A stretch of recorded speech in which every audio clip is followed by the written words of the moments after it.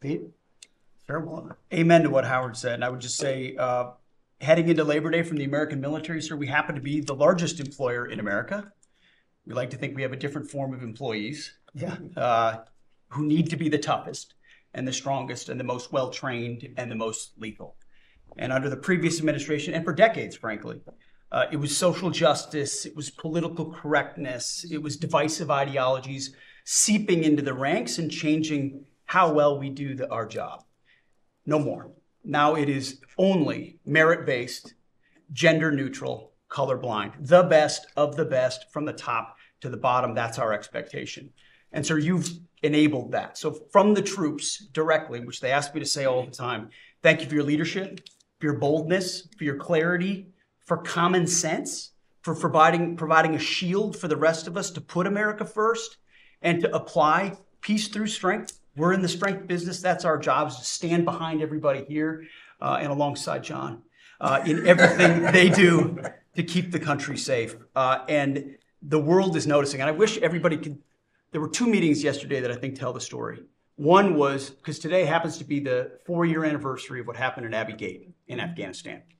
Mr. President, you had the families in, who you've met with multiple times, who, when the cameras were on and not on, acknowledged, sir, you were the only one that gave them a proper greeting, that recognized what they gave their sons and daughters in the debacle that was the withdrawal in Afghanistan, that we will bring accountability for at the Defense Department through our investigation. That's good. But at the same time, the world sadly took notice, whether it was Israel, whether it was Ukraine. Those wars never would have started if you were president. Instead, they looked at the foolishness of Joe Biden. Under your military, your Pentagon, we are restoring deterrence. Whether it's Midnight Hammer and those beautiful B-2s, 37 hours straight, whether it's counter-drug operations in our own hemisphere, whether it's the border, working with Christie and the national security team, whether it's LA, whether it's Washington, D.C., you name it, whether it's Europe. Our allies paying 5%, now our allies in the Indo-Pacific stepping up to do the same. That's a recognition that American leadership is here.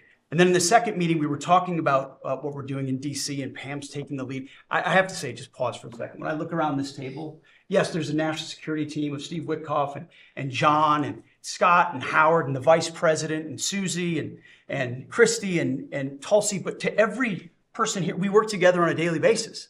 And if you call me and I call you, if the answer is yes, how do we do it together? I think that's exceptional. It's what the American people deserve. And you've demanded that, sir. So I very much appreciate it. In that meeting on D.C., I started my sentence by saying, the Department of Defense, to which you said, that just doesn't sound right.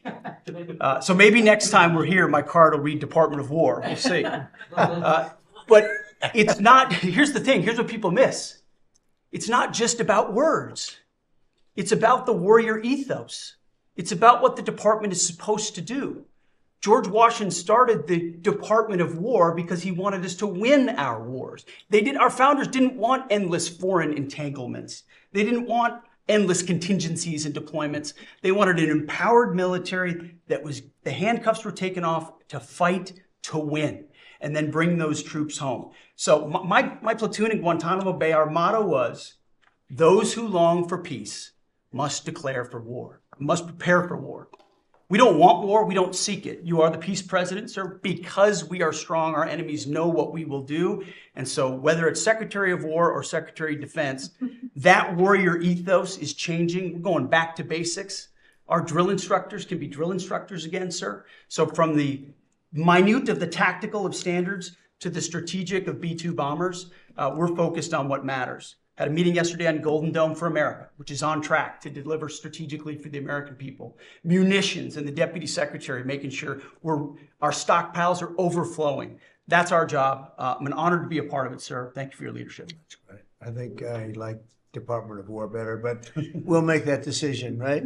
But you've been great. Thank you very much.